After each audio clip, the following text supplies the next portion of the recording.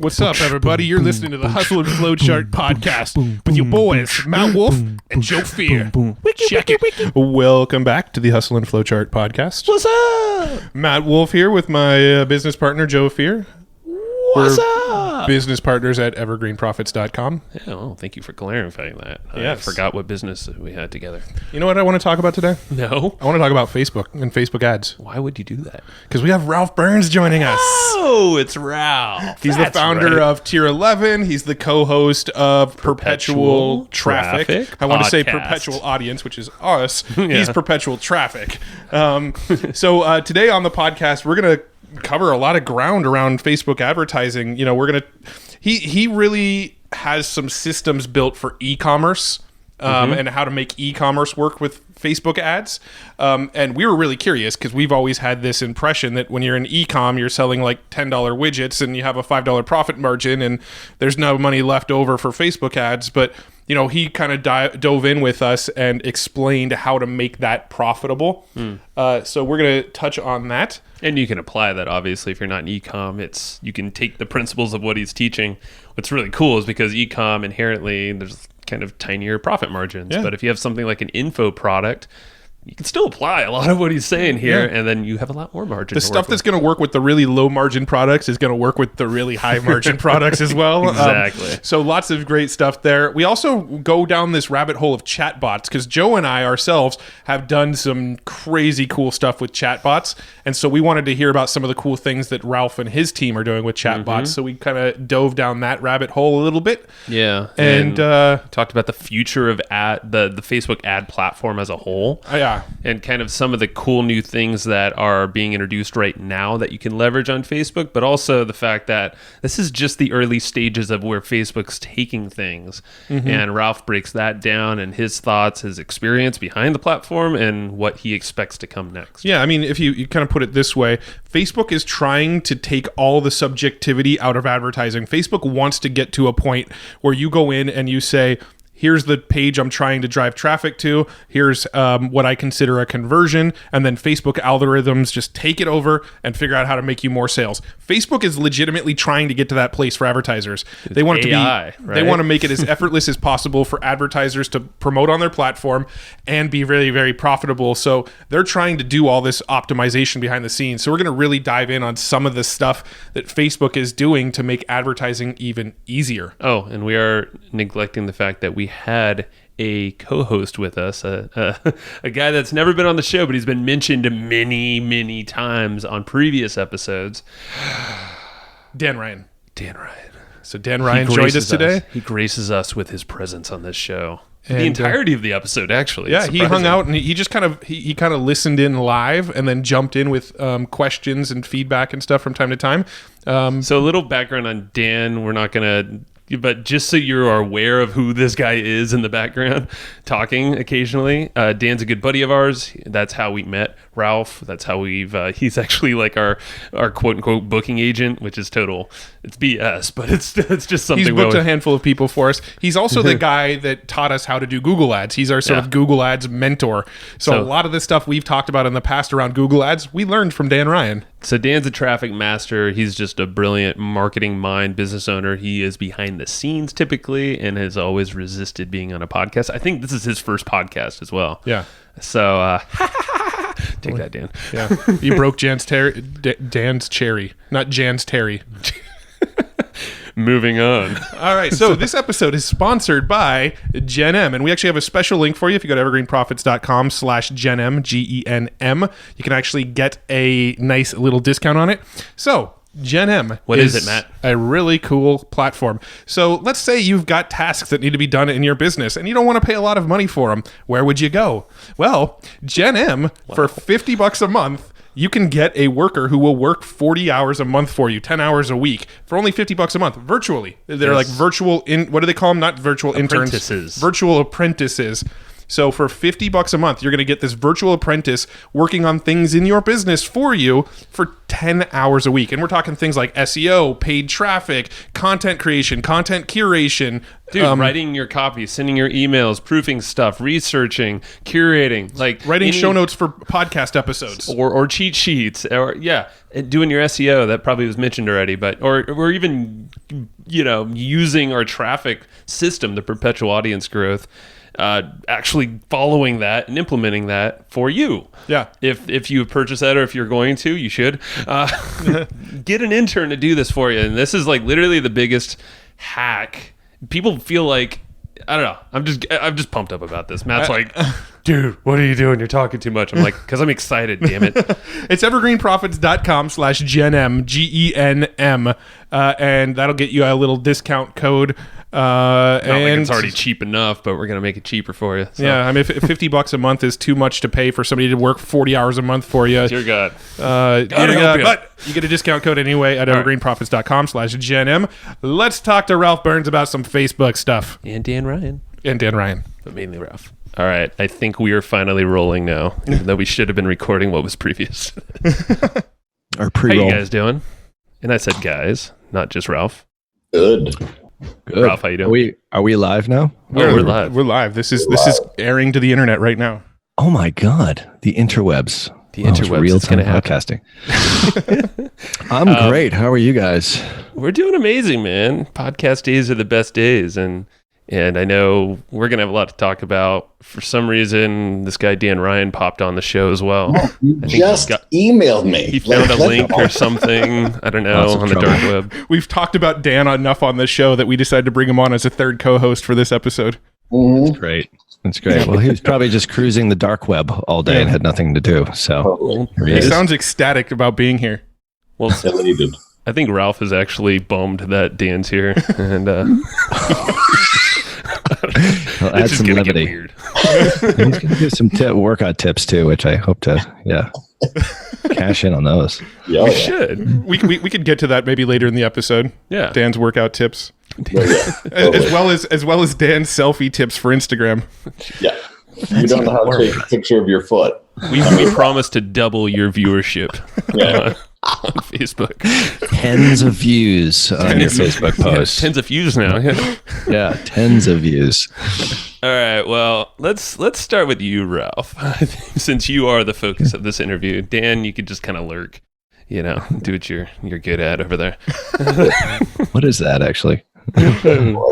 Nobody knows. Yeah, who knows? Ralph, so give us a little backstory. Nothing too crazy, but what you're doing a whole bunch of stuff in ads, you have a podcast, you have Tier 11 agency. So give us kind of the scoop of what brought you to this point.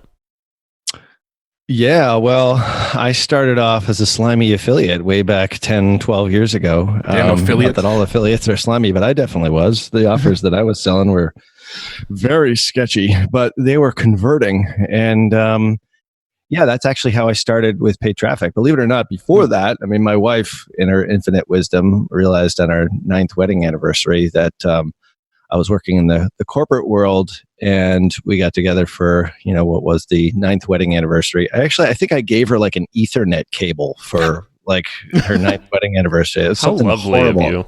I know, it's like the worst gift ever. But she gave me the best gift, which it's kind of cliche now because a lot of people have the same story. But I was in the sales and marketing world and sales management world, really, for a couple of Fortune 500 companies and making pretty good money, the expense account, the nice car, all that, the house in the suburbs. But I was just miserable. Actually, I was worse than miserable. I dreaded going to work every day. I had a 5-hour commute. So she gave me this little book called The 4-Hour Workweek. Hey. And yeah, I'm sure you guys have either read it or familiar with it. And the listeners are probably familiar with it. I don't know how relevant it is today. I don't know as if it's been updated, but I read it and she's like, you need to read this book because you are freaking miserable to live with. So wow, that is love right there, Yeah, that is love. So even though I gave the Ethernet cable for the 9th wedding anniversary, I got the bigger gift, which ended up just opening my mind to the fact that people were making money on this thing called the internet. And I couldn't actually believe that it was possible. So not immediately, I would say within the next month, I actually started my own blog because I was a sales manager at this lab company.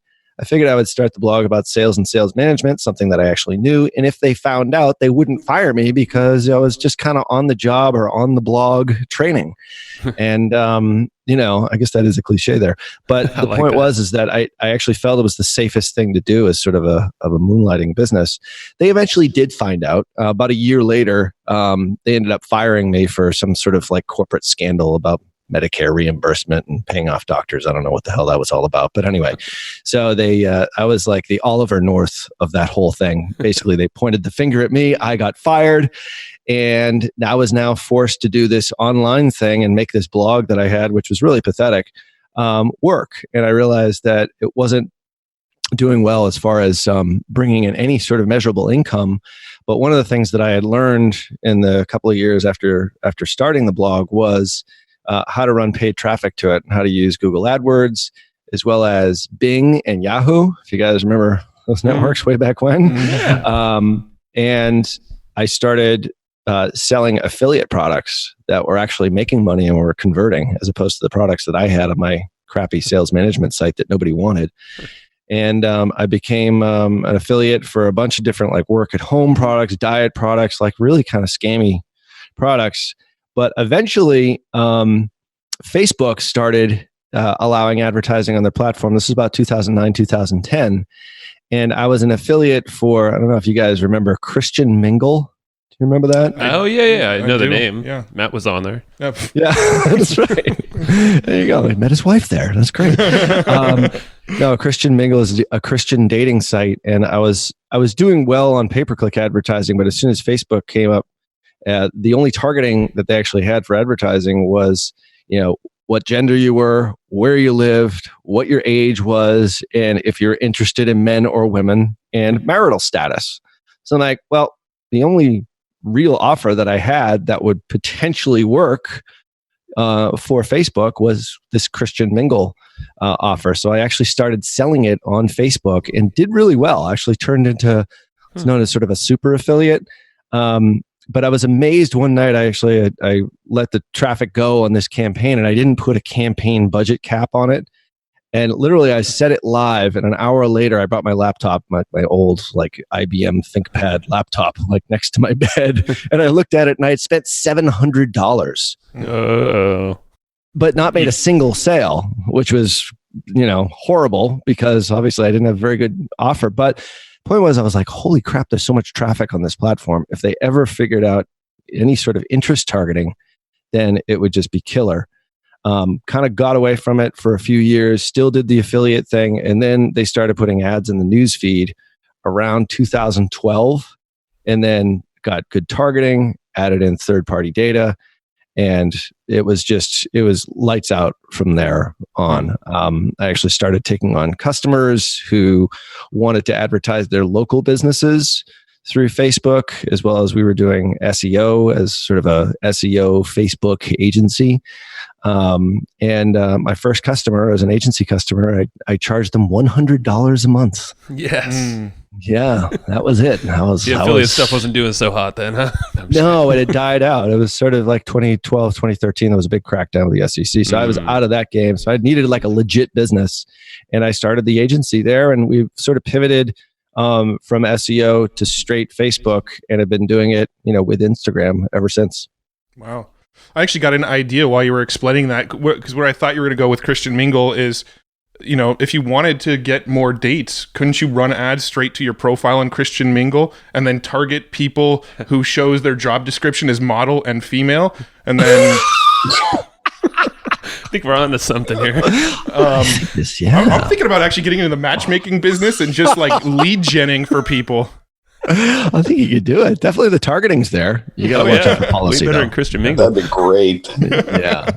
Dan's all in. He's ready to invest. I'm literally looking for your blog. That's what I'm like. Oh my God, where's feeltheburns.com? Where is it? You'll have to really search hard. It was salesmanagementmastery.com. Sweet. Yeah. You gave him way too much ammo there to work with. Well, that's going to come back to haunt me later on, but I've got plenty on Dan right now anyway, so it's fine. Well, you have the platform, so no, it's super interesting because your story actually kind of parallels our story quite well. You know, we had jobs. We started blogging kind of in the evenings. Joe's / when your parents weren't looking at us on the computers. Yeah, it was actually the family company, but then the company sold. Then I hated my boss, and I ended up quitting and saying, "All right, I'm going to figure out how to make this blogging thing work." Transitioned to affiliate marketing, then started selling courses. So you went the agency route, I went the course route. Yeah. Well, yeah. And I went more agency route and then came back. So I found that, I had built this site up and I spent thousands and thousands of dollars for sales managers who wanted sales management training. And I launched it, using Jeff Walker's product launch formula. I remember like the third video, it's like, we opened the doors at 11 a.m. And I was like, I had my wife at the ready. I was at a conference for the company I was working for. Like, just press that button on my laptop at home and just buy this thing.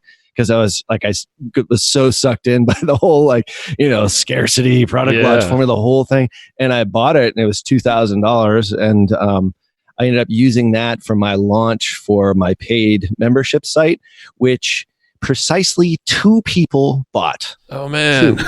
Yeah, and I had a list of the game. I was killing it. My list of 10,000. So, but I learned a lot about traffic. It was a very expensive tuition to pay, but I still draw on that to this day. Like, never try to sell something that that you have no idea if the market actually wants it. I mean, go out there and create some kind of minimally viable product, with $20 or $30 or $100 of traffic, as opposed to investing tens of thousands, which is what I did, into a venture that never really took off the ground. So, lesson learned.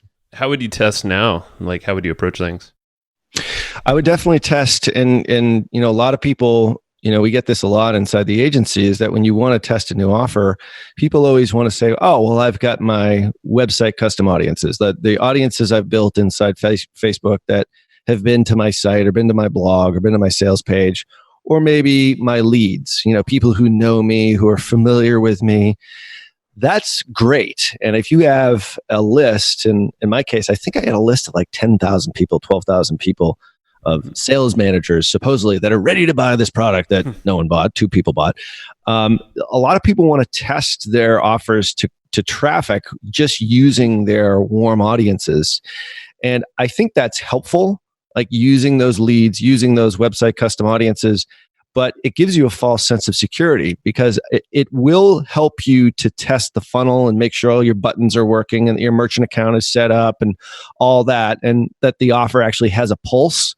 But we still recommend now, if you have a new offer, test it out on a segment of your list, but you still need to devote maybe 10 to 20% of your cold traffic, audiences that have no idea who you are, to that offer. And that's how you really figure out whether or not you've got something.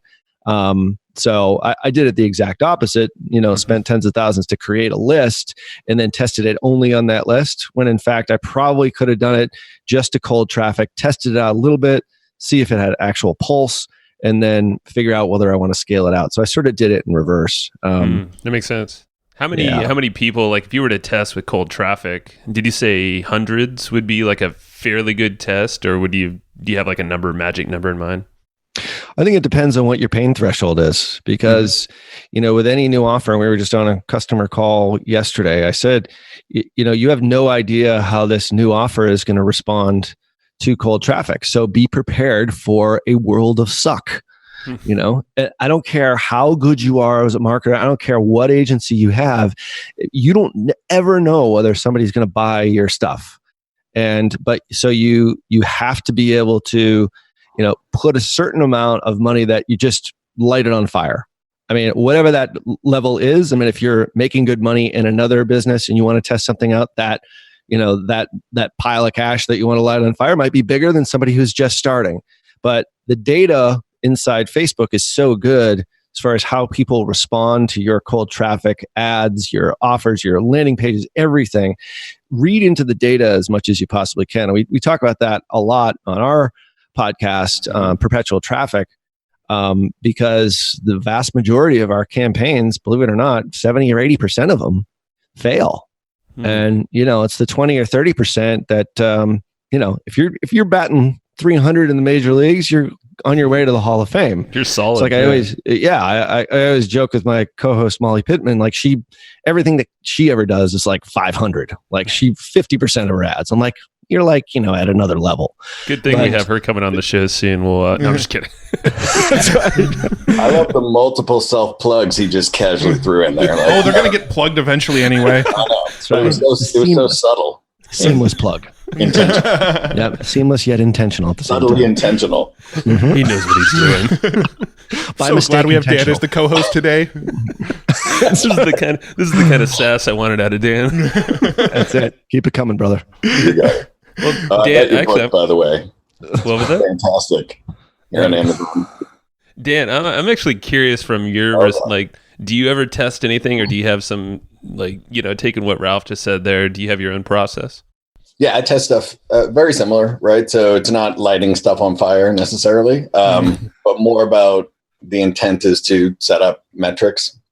Mm-hmm. So whether it's like if it's AdWords, I'm looking at, the first step, I look at things in steps, right? So the first step is the keywords, and then it's the ad, and then it's the landing page, and then it's the conversion. Same thing with Facebook, right? Yep. So there's no keyword, it's the ad, and you go down the chain and you're just trying to figure out if you have a crappy ad, it doesn't really matter what happens after the click. So then you're always working down the chain to get to whether it's the landing page and then the opt-in rate, or the sales page and the, purchase rate or whatever.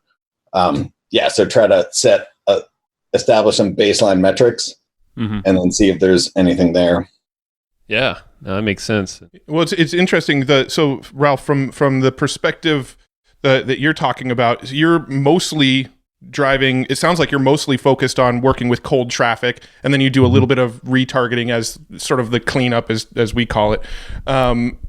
So you're just taking cold interests on Facebook and you're driving them directly to a sales page, or are you taking cold interests, driving them to like a lead capture page and then upselling them to the sales page? I mean, what sort of flow do you recommend people use for the cold traffic? What do you do at Tier 11 Agency, Ralph? There it is. Tier11.com. Work with us. What do you do at Tier11.com agency that works on Facebook and e-commerce and stuff?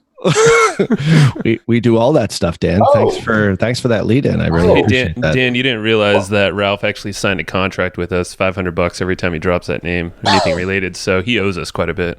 It's coming out of your half price for when Dan mentions it, though. Oh, okay. Yeah, that was the addendum. I mean, it depends on the industry. So we're focused in the Tier 11 agency, Dan.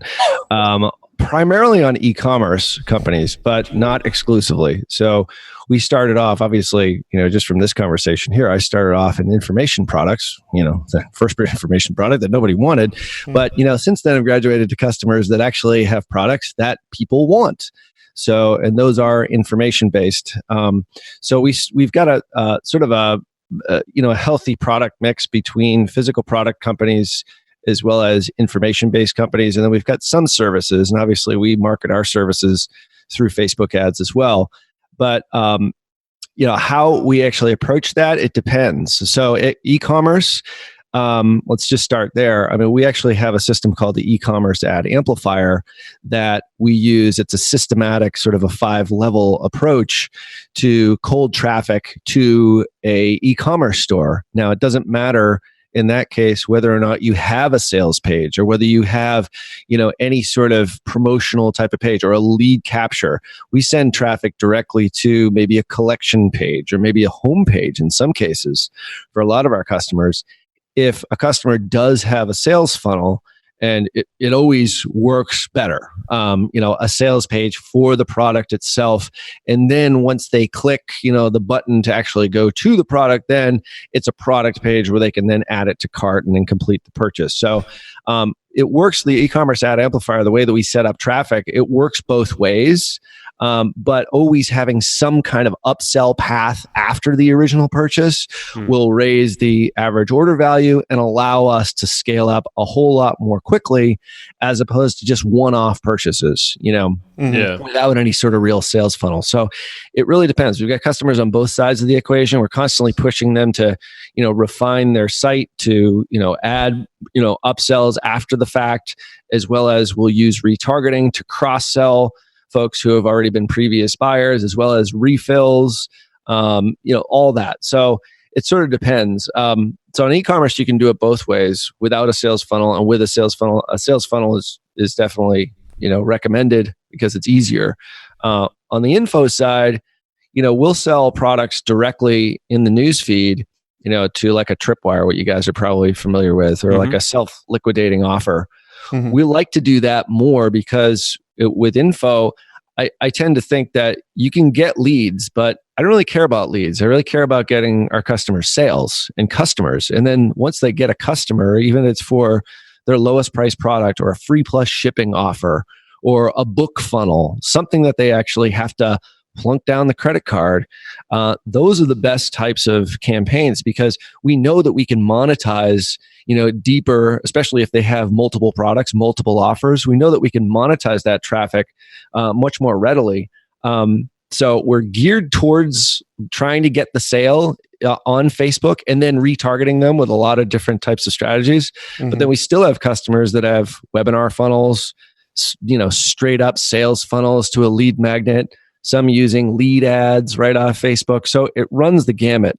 And I think if you do it a lot of different ways, it actually helps all the other industries for us, it helps everything sort of work together really well. Yeah. So, I wanted to dig in really quick on the e-com specifically, that I know Matt and I are looking at each other like, kind of like, yeah, I do too. But profit margins, I know we have a lot of folks that reach out to us and kind of, and they have e-commerce stores, but they have like $10 watches or something they're selling, where there's no profit. Obviously, they can have upsells and all that. Is there a specific type of margin, that you'd like e-commerce specifically to have? Or even just a minimum price point that you'd even deal with? Order value, maybe. Yeah. Yeah, I mean, I always use the metric, and we do this when we're screening new customers to come in, through tier 11. I mean, obviously through our podcast, there's a lot of folks that'll say, "Oh, I want to hire you guys as an agency," but they're not really ready yet. You throw in our fees on top of that, and the fact that they might not have the average order value or the margins to be able to really make it online.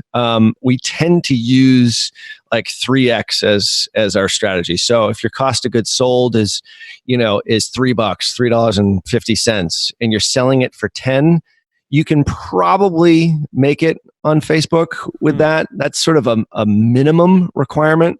But for us, I mean, cost of goods sold, the lower it is and the higher your price is, the better you're going to be able to scale up your traffic. Or if you have a front end offer that maybe self liquidates, but then you upsell them after the fact. So your average order value has margin, maybe 50, 60, 70% margin after cost of goods sold.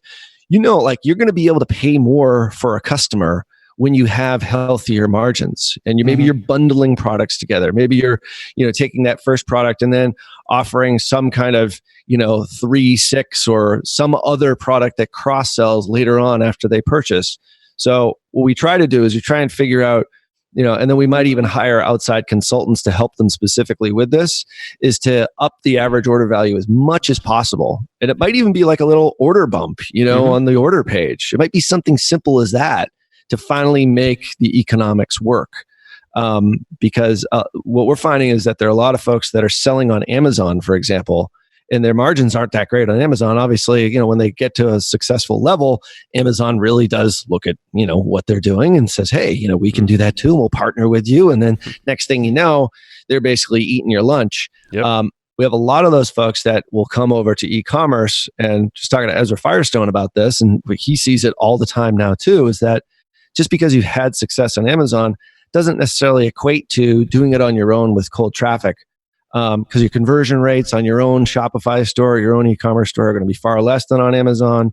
And you got to make those metrics work to begin with. So long answer to your question, but we typically will use about 3x as like a benchmark for us, and then sort of work the math backwards and figure out how we can, use some of the, our systems to add more value, to add more margin through cross-selling and upselling other products.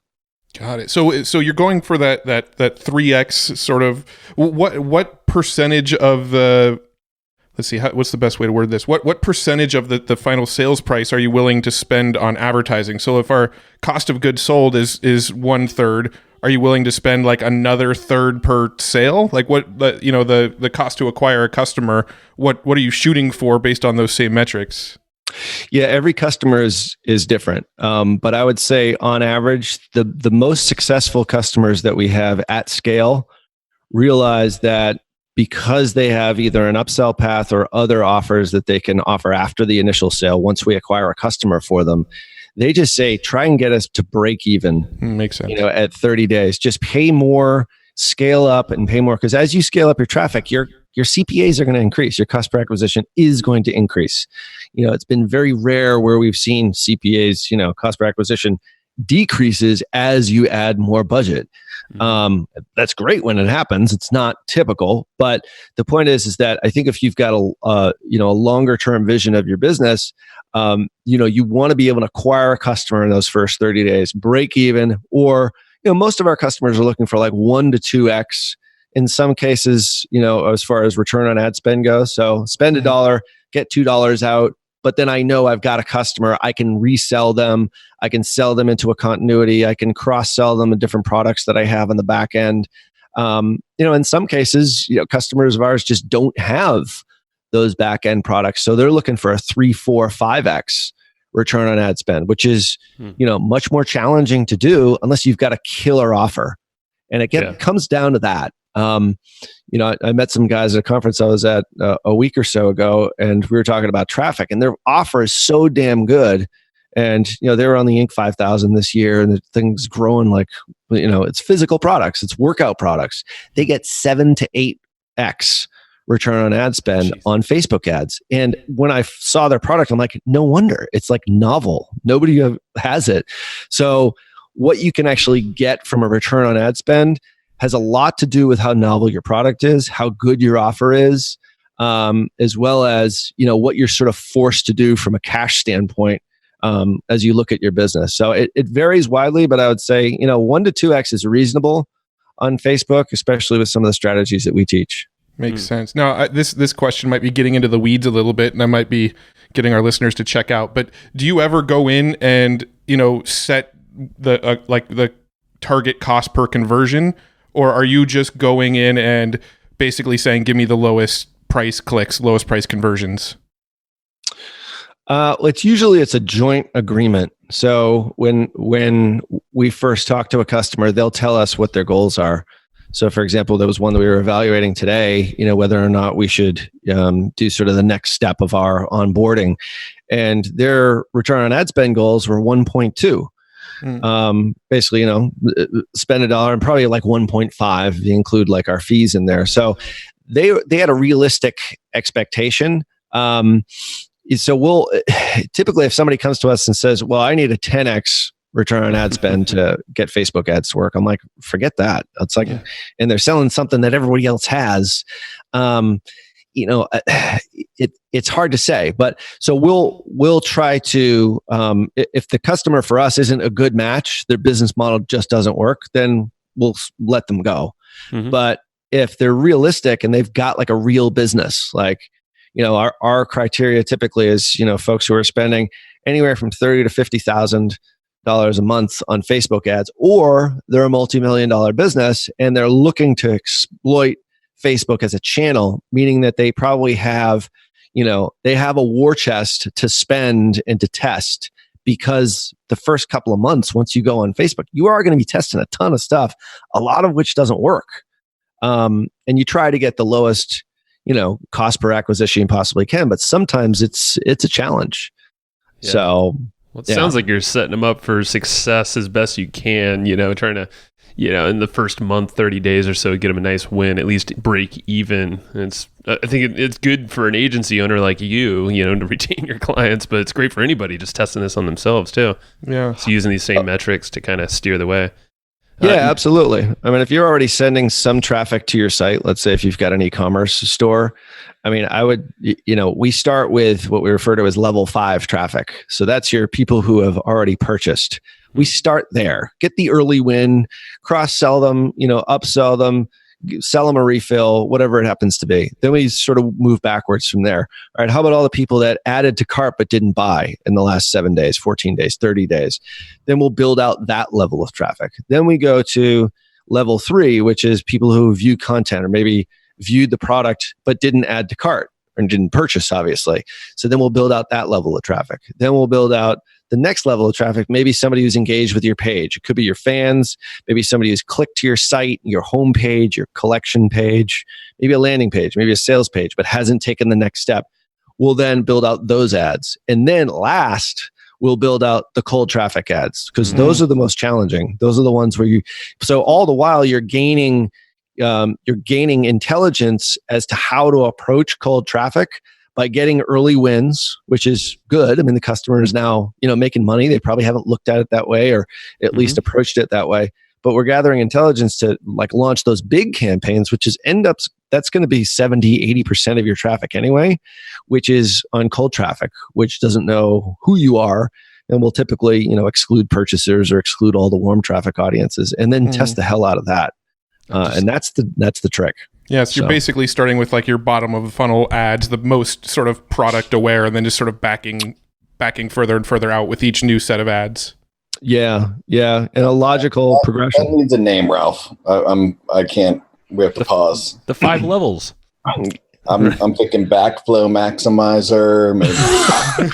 It's called the e-com ad amplifier. No, that's the other one. Now you have this backflow thing, right? Bottom up. Oh, bottom up. Right? Bottoms up. Going That's a good one. Bottoms up. Backflowing. Dan Ryan's bottoms up strategy. Oh God, this is Dan. I don't know. It's going think of horrible. beer when we're all together. Backflow Maximizer Academy, maybe. Don't forget Matrix. You got to get Matrix in there somewhere. Golden Circle Backflow. Wait, so how do we get to tier 11 then? Level 11? What is that all about? Because they go to 11, bitch. Come on. Oh, we can swear on this podcast? Awesome. I've been trying to keep it. I can. Yeah. Well, we're just going to edit your parts out. You've edited yourself. I was like, oh, look at this mouth. I was like, totally hold back. I love it. I can talk clean. Yeah. It's possible. But you don't have to. Yeah, no, our podcast is very unedited and unpolished and uncensored. There's a reason why we brought Dan on.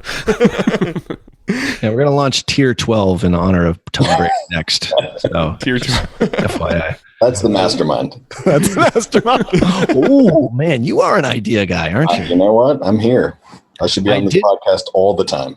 You can ship them salads for payment if you wish.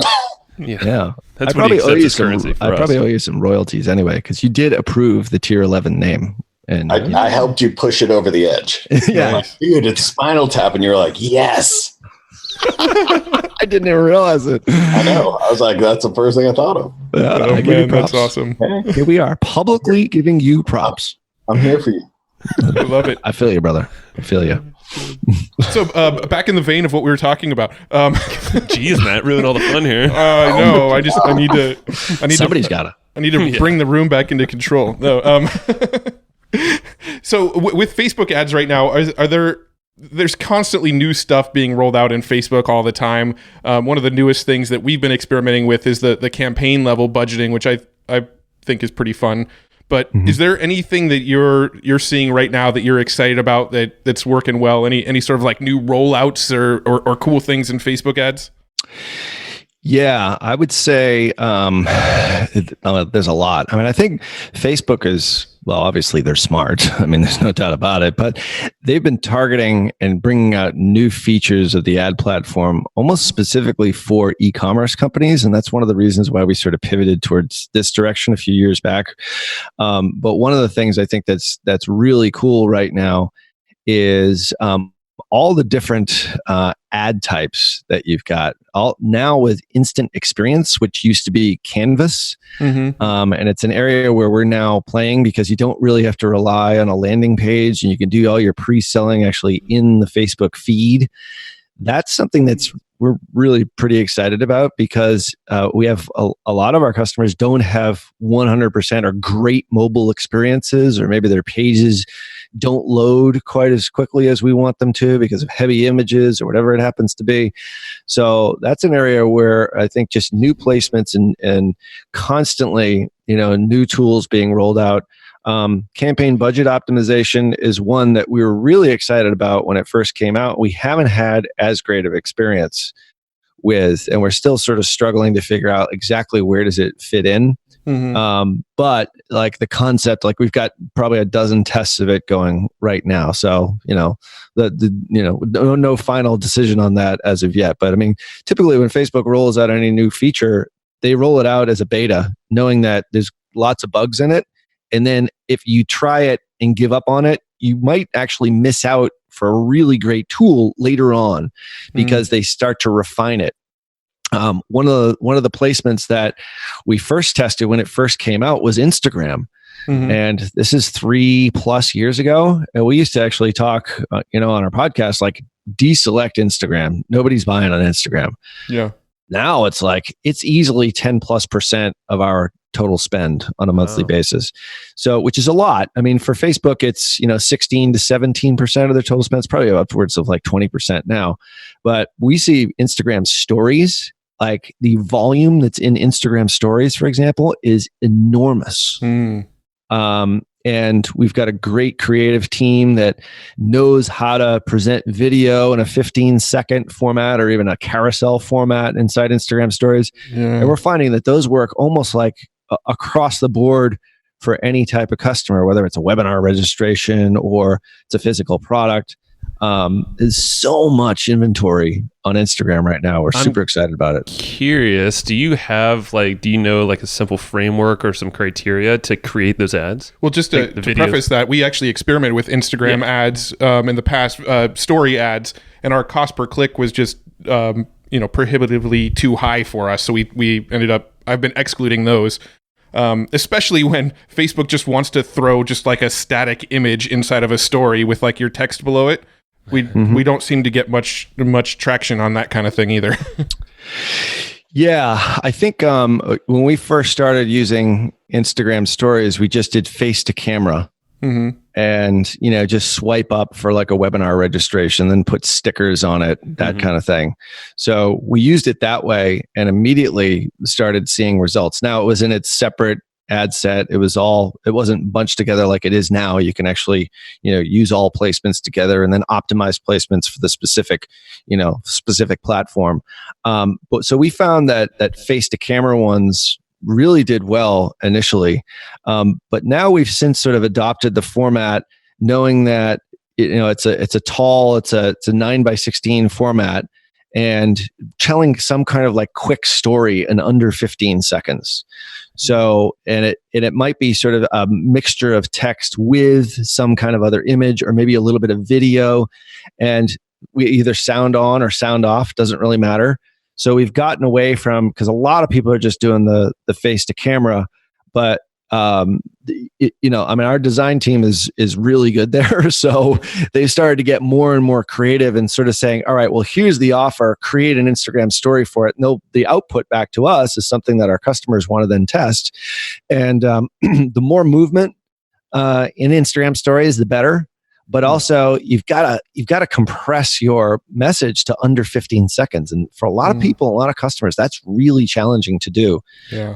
So if you can get it in, and there's actually a resource, let me actually find it for you. But if you search for Creative Shop Facebook ads, Creative Shop will give you a ton of ideas as to how to put together Instagram stories. Facebook Creative Shop is it. We've actually met with these guys, and like we're going to be doing a beta with them where they're actually going to be helping us create the videos themselves, which is we're really excited about that. Yeah. But yeah, I think whenever something new comes up, you're like, that's cool, but how do I actually use it? It was kind of the same way with when Canvas first came out. I was like, these are cool, but how do I actually design the thing? Well, now they have templates for instant experience, which is super helpful for people who like didn't really know where to start. Yeah. Same thing with Creative Shop for Facebook. So definitely check that out, and you'll be filled with some good ideas based upon what your offer is. Yeah, one of the options that I don't think gets enough love from people talking about traffic is the audience network. We actually get the absolute cheap, like if we're just trying to go brute traffic and get a ton of traffic, audience network seems to be where it's at. Have you had similar experiences with audience network? I think it's Dan and I actually talked about this way back when they first started Audience Network. I think it's great for pure pre-engagement content. So it depends on if you're going for a lead or a sale. It's all across the board when it comes to that. Sometimes we deselect it. Sometimes we keep it on because it's getting some impressions but not costing a whole lot. But if you have a piece of pre-engagement content, like for Tier 11, how we actually promote the agencies, we do it like pure content first. And Audience Network is fantastic. I mean, people are clicking through and engaging and then, filling out our lead form. So I've actually found it to be really useful there. But, as we always talk with our Facebook partner manager, she advocates, keeping all placements on at all times. And we start that way. But then once you run some traffic to it, you have to look at your data and figure out, all right, am I spending, my $100 daily budget every day on Audience Network? I'm not getting any conversions there, but I'm getting it all on, on mobile and desktop and right-hand column, or maybe even Instagram. Then if your data is just screaming, it's just wasting your money, turn it off. Yeah. Turn it off, definitely. So we always test it up front, but like I said, for pure content play, I found it to be really, really helpful. Yeah. Have you, I know I'm totally getting in the weeds with this conversation, so I bet most of our listeners are checking out by now, but hey, don't put I'll that make it out nerdier. Audience Network is basically the equivalent of like modified broad on AdWords, right? So it's like outside the funnel, really. But since you have some interest targeting, if you send them to a page and maybe put a content view conversion on that page, then you can build that audience that way. So you're outside the funnel, kind of pulling them in. Yeah. Spreading the net a little bit. Yeah. No, that's smart. What were you going to ask, Matt? So I was curious about. Oh, that's my cue to go. One smart thing these days. One smart. Give me a second. So, have you experimented with dynamic creatives at all? Because this is something that we're playing with right now. And I'm not sure how I feel about it because I can't quickly at a glance see what's working. I know I can get into the breakdowns and stuff, but I'm curious what your thoughts are on the dynamic creative where you can essentially have like 5 variations of text copy, 4 or 5 variations of images, 4 or 5 variations of the actual headline. And then Facebook is just going to kind of rotate through them for you and try to optimize based on all of those. How much testing have you done with that kind of stuff? We love the idea of it because it allows you, in essence, 30 variations, I believe, if you're one ad, if you use all the variations. So in some cases, we don't use it because like our ad copy and our creative, if we have, different images for different avatars, we won't mix them together. So we try and keep like our interest targeting in alignment with the ad as much as possible. But sometimes we'll throw in, like if we've got an avatar for moms and then another one for, accountants for like the same product, which believe it or not, we actually had a customer that those were their 2 avatars.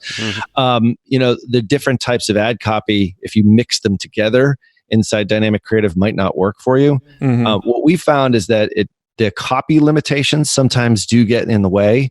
But we've used it extensively, but it hasn't worked the way that we've wanted it to work. For whatever reason, it just, like the reporting on it isn't great. Once you actually figure out what that combination of ad copy or, post copy, I suppose, image, headline, description there's no way to really make it into one campaign and sort of take that data, boil it down seamlessly, and then have the campaign continue. So what we end up doing now is just doing, a bunch of different ad sets, and then we'll throw in, 3 to 6 ads, different images, maybe the same copy, some kind of variation inside the ad set level, kind of like old school, the way we used to do it 3-4 years ago, because we went through a period of doing, just hyper testing, which we refer to as the Michigan method, where we would do one ad per ad set, but each ad set would have a different variation of the ad with the same interest or the same targeting. So we've gotten away from that a lot and kind of gone back to the way that we used to do things, 3 years ago, which is a couple of ad sets, just our own copy and creative, and just, spinning them that way. Because Facebook now, if you have enough traffic, in an ad set, and you put in 3 to 6 ads, they'll typically show most of those ads. I mean, depending on what your budget is. Obviously, the more budget, the more they'll show all the ads. And then we'll fold in new creatives on top of that, new ads. Because we've definitely seen as a huge trend is that if you're spending a fair amount budget-wise, you got to swap out your creatives like at least a couple of times a month, if not once a week.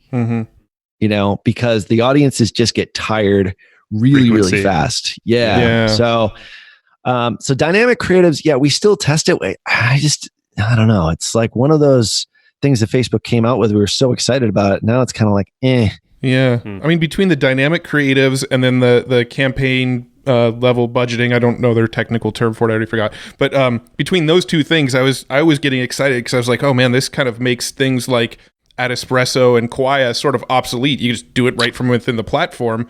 Yeah. But it sounds like there's still probably a little bit of work, a little more to be desired in those two things. Yeah, I think so. I think dynamic creatives is the first iteration of it. And Facebook knows, they know that testing, and they once told us this at a high level meeting. They said, they're like, well, why do you guys always use the Michigan method? I'm like, you're creating 180 ad sets and you're duplicating your audiences and you're doing 12 different variations of an ad. I'm like, well, you guys tell me a better way to test quickly as far as audience, ad, and creative combo. And they're like, you're right. We don't have anything good. Yeah. so they added those in as a result of you telling them that, it's right? all you. We could thank you. Yeah, it was Dan. Dan was there. Okay. Nice. Yeah, he left. He's exited the building. So, high level, that's me. That's me. Yeah, he's the brains. He's the idea guy. But no, they knew that they didn't really have a good way of testing, because that front end ad is the thing that can make the big difference. Like just one, a tweak of the ad copy or an image or whatever, all of a sudden your lead costs get lower, your CPAs get lower. It's like they realize that we need as advertisers a better way to test. And I think dynamic creative is the first iteration of it. Test and learn, which is another sort of way of doing it, is another iteration of it. But I think it's going to get better as long as they keep, wanting to improve the platform, which it certainly seems like they will. Mm-hmm. I kind of wish that dynamic creative, you go in and you set all your variables and then it just created, 15 ads for you and you see them all within the ad set. I think that'd be a better way of doing it, but yeah. So the problem though is that it's, I don't know if you guys run multivariate tests, but it's basically they're building dynamic multivariate test. You need a crap load of data to come up with a winner. Right. Mm-hmm. So you have to be prepared to burn money for sure just to get to a winning creative.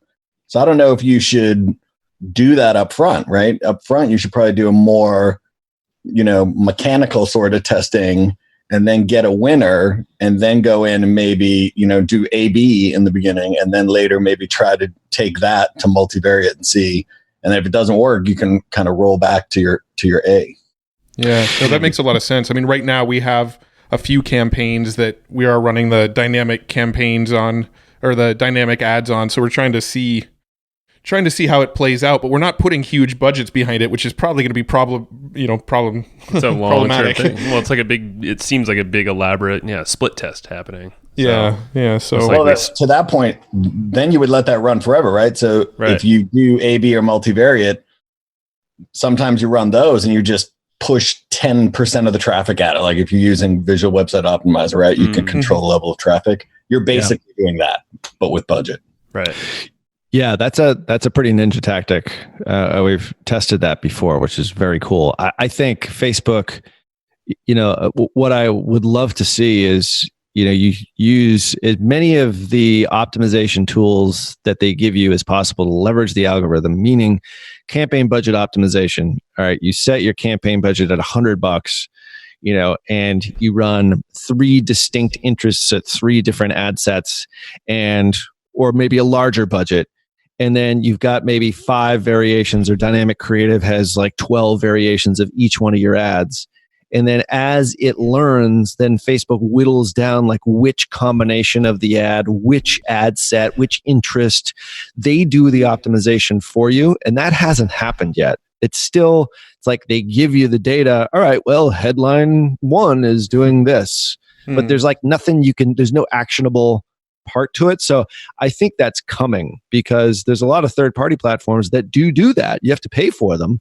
But I think Facebook realizes, if we can get our advertisers, we can make it easy for them to test multiple variations of an ad, we know the platform's going to work better for them, and spend more money. Leveraging the algorithm at the same time. So I think it's coming. I just don't think it's there yet.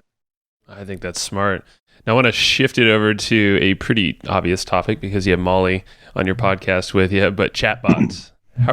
I know there's like so many talks about this, but are there any methods that you would like to share here that are working really well, pairing up something like ManyChat with Facebook ads? Yeah, I mean, ManyChat is the provider that we use. I mean, I think it's much easier to use than I think.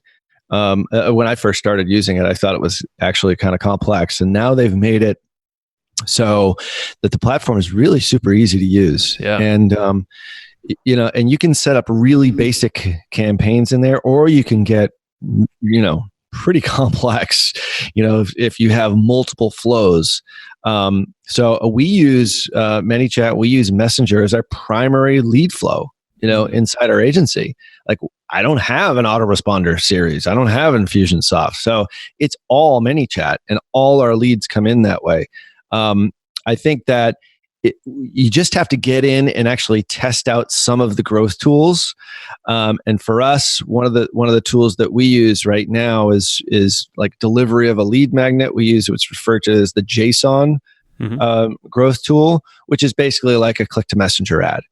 And those are working really, really well. I mean, for us, just because I think like the old school way of just going lead magnet or webinar registration, it's like a new sort of twist on it, and it's not hard to set up at all. And I think that one type of growth tool, that's basically how they describe it inside ManyChat. You go in there, it's like, here's all your growth tools, but these are the things that you will use as ads, as with ManyChat, in the background, or non-ads. Yep. There's lots of ones that are non-ads, but if you're interested in getting into Facebook Messenger, I would start with the JSON ads inside ManyChat and just try it out.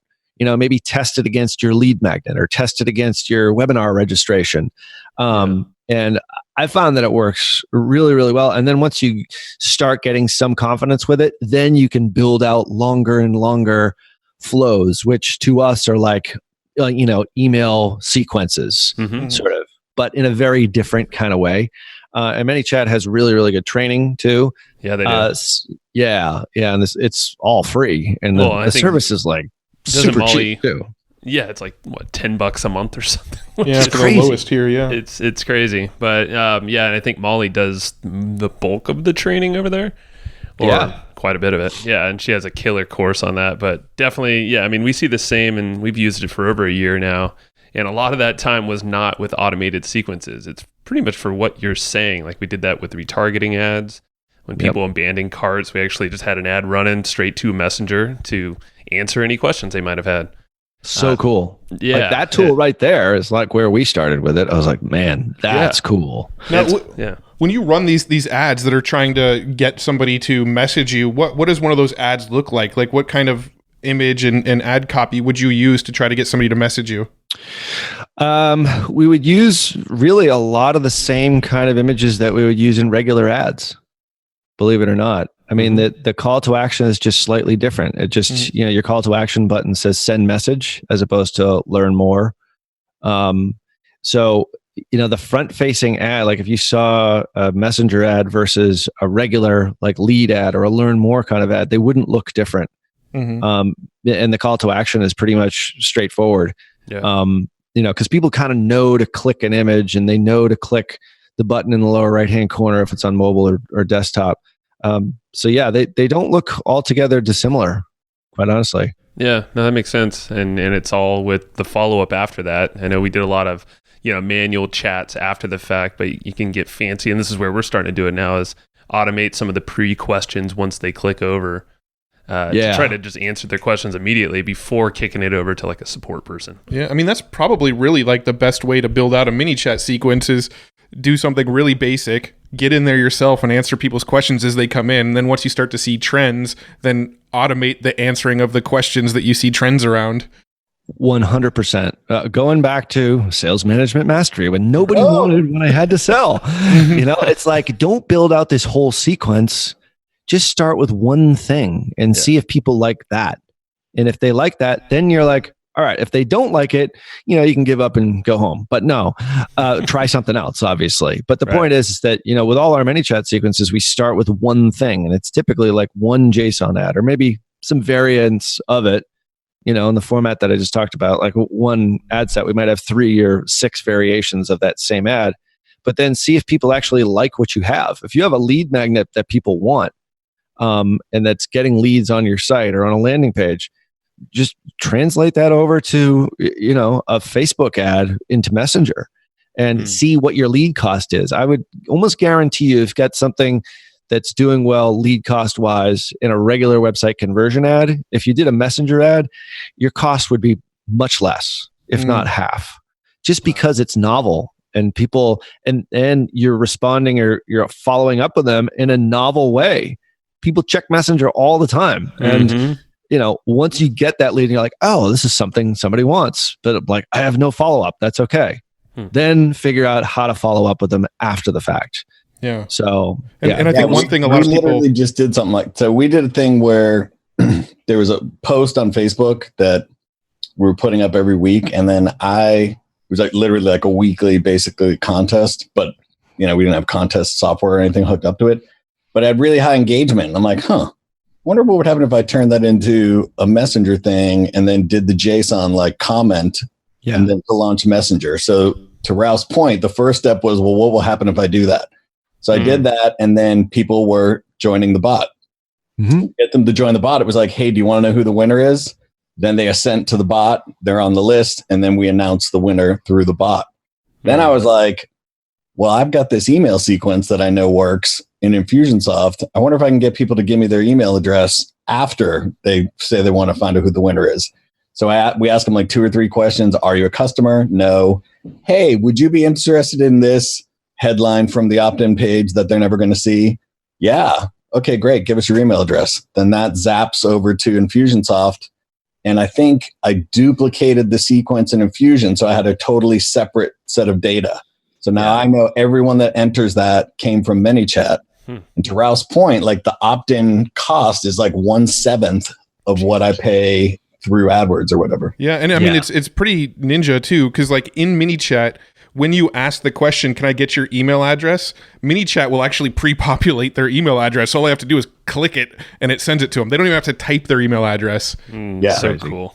And it's their best email address. Yeah, I mean it's the one they use with Facebook. Right. And another thing that's really cool about ManyChat that I don't think a lot of people totally know is that the response you get on ManyChat is insane. I mean, every time we send a broadcast, it's like 98% read rate and like 50% click-through rate. I mean, you'd pay good money to get an email list that gets that kind of response, and chances are you probably still won't get that kind of response out of an email list. Probably not. Oh God, no. I mean, That's why we don't have an email follow-up. I'm like, should I? I'm like, we don't really need it. And I mean, the response rates, the open rates inside ManyChat are still great. I mean, you still have to provide solid content for them. Yeah. So as a part of our sequences, we will, send them or ask them question if they're sort of disengaged and they've said sort of no to part of, the flow.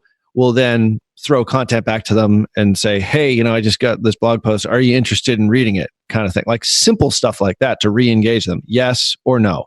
Or they don't respond.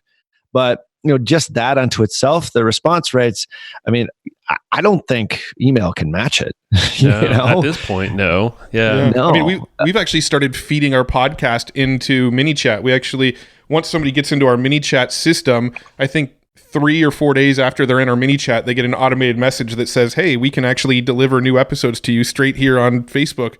Do you want to be notified when new episodes are live? And if they click yes, it tags them with a podcast RSS tag, and anybody with that tag, every single time a new episode is released, an automated message goes out to let them know that there's a new episode.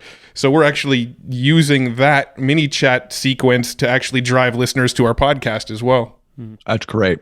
And it all started with just one first step and figuring out if it works and if it responds. And now you're reaping the rewards of it. And you obviously have content that you can follow up with them on. I mean, it really is a continuation of a conversation with somebody. And I think, as long as, people who are using it don't abuse the system, and, Facebook's really, I would imagine they're probably going to have more regulations with regard to Messenger coming on down the line. But right now, it's still in its infancy, and we advocate it. Obviously using it, for the agency, and now we're adding it as a service, to our customers that are at higher levels of spend. But we also want to start offering it as just sort of part of our overall service, because it's just one more tool that you can use. It's another tool in the toolbox. Why not use it? And we've seen it to be so effective. And how often are you broadcasting, just out of curiosity, or is it all automated? It depends. I mean, we've got some customers that just do it manually, like once a week. I would say that the average cadence is probably about once a week. We don't just because we haven't gone much further than that. I don't know if that's the right amount. I mean, you opt into an email sequence from Digital Marketer, you get like 3 emails a day. Right. Yeah. So is it that, or is it once a week? I don't know. I mean, I think probably once a week is conservative, but if you've got valuable content that is related to or a continuation of their previous action, they opted into a lead magnet about generating leads or whatever it is, or building their business, and you've got a podcast that talks about that. Well, why wouldn't you send that to them? So I think the way that you guys are doing it is smart, because that's how you develop that relationship, continue the conversation going, and ultimately, the end goal is to turn them into a customer. Very cool. Now, I feel like we could probably go on for another hour. So if you're up for it, we may want to do a round 2 sometime in the future if you're open to it. Because we didn't even touch on. Doesn't show up. That's What's that? No, we would have to have Dan on. We didn't even get to touch on all the stuff we wanted to talk about. You're upset it. That's good. I like that. Dan's welcome. It's on record. Yep. Dan's welcome back as well.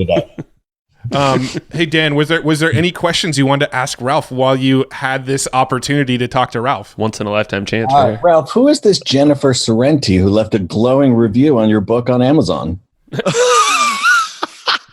She is a paid reviewer, and just so happens to be my wife. Oh, so, I did not know that. Called out.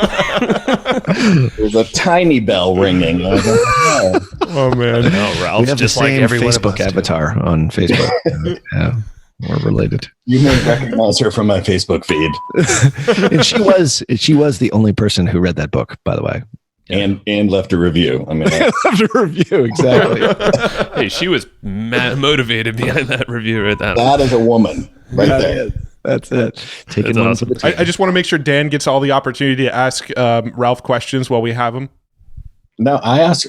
We talk. Ralph and I are friends. That was a joke. I don't think Dan's getting the sarcastic nature of that question. Now, if we were talking about my buddy Ezra Firestone that Ralph was trying to keep me from, that's a different story. Yeah, well, he was a great friend-iversary, but I mean, I figured I would, sort of break the ice and just call Angela Ponsford my, greatest friend-iversary, just to like dispel it. Jokes now. So. Yeah. I know both you and Ezra were pissed about that. So anyway, but he's over it now. He's, I'm not. Yeah. We'll have to hear his take therapy. when we have him on. Yeah, it's some therapy. Yeah. All right. I do want to know if Ralph's coming to here now. We'll plug. Are you coming to the Overtime 2019 Traffic and Conversion event, Ralph?